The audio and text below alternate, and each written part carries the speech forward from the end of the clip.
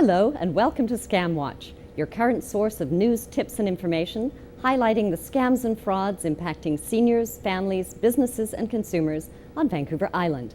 I'm Rosalind Scott, President and CEO of the Vancouver Island Better Business Bureau.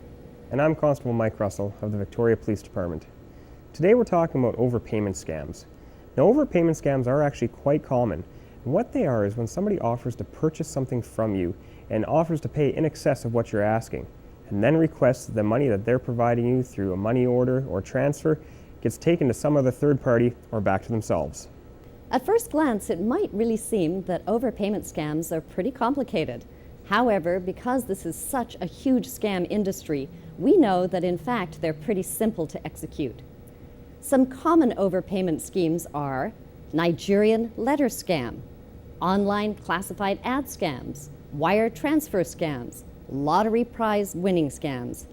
And in every single one of these variations, the common elements of an overpayment scheme are used to dupe people from their money. Now, for ease of explanation, we'll talk about classified ad scams today. Now, these ad scams have been around for quite a while, and honestly, I've had them offered to me quite a few times when I've tried to sell things online. Let's take, for example, my truck. I tried to sell that not that long ago, and I had somebody very quickly email me claiming they were in the Middle East and asking to buy my truck for their nephew, who was supposed to be around my area.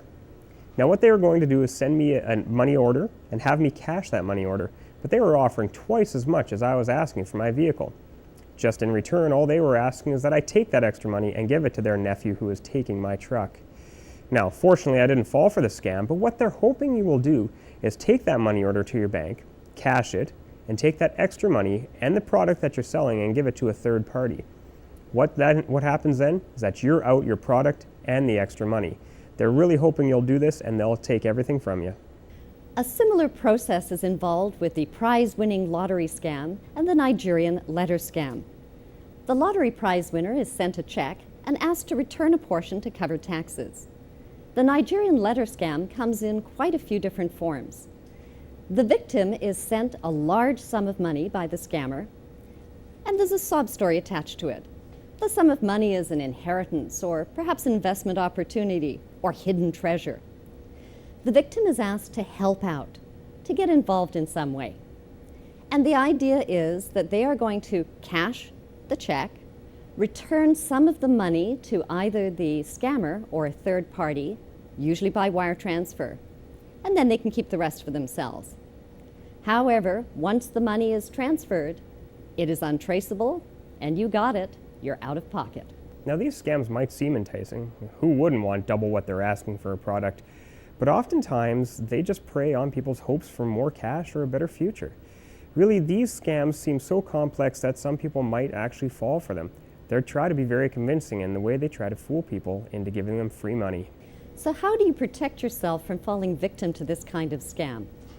Well, be wary of unsolicited prize offers, requests for financial assistance, or maybe work-at-home offers that ask you to wire money on behalf of the other person. These are almost always scams.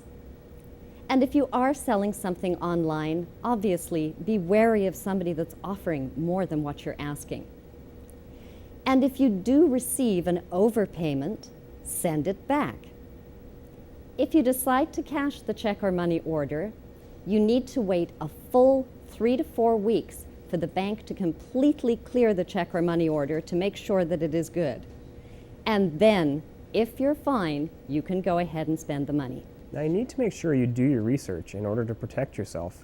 A lot of these online auctions will have places where you can rate a seller, or you can get comments through people who've dealt with them before. These are very helpful in seeing if what you're looking at is legitimate or not.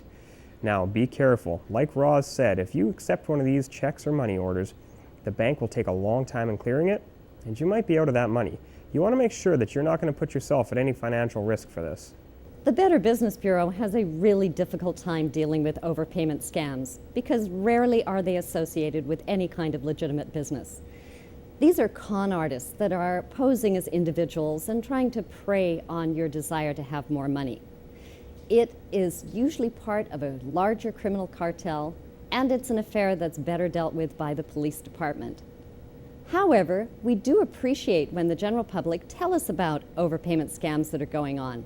Then we can share the information with the police department, and we can also put out press releases and information to the public so that you can help protect yourself. I think all of us at some time have received numerous Nigerian letter scams, and that's the problem with them. There's thousands and thousands of them on the internet, and it makes it incredibly difficult to trace.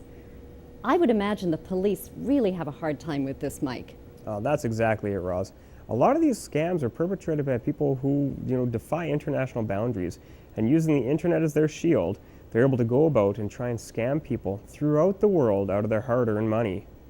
Now, overpayment scams are a crime no matter how big or small they are, and all should be reported to the Canada Anti-Fraud Centre. Now, where the local police can help is if a scam artist wants to meet face-to-face for the money transaction. That's certainly a time that you need to call police and have us come and start an investigation. We're certainly happy to help.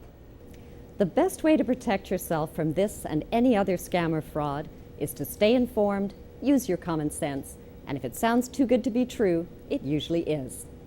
Now, for more information on scams or frauds that affect your communities, be sure to look at the BBB of Vancouver Island's website, as well as the Victoria Police Department website.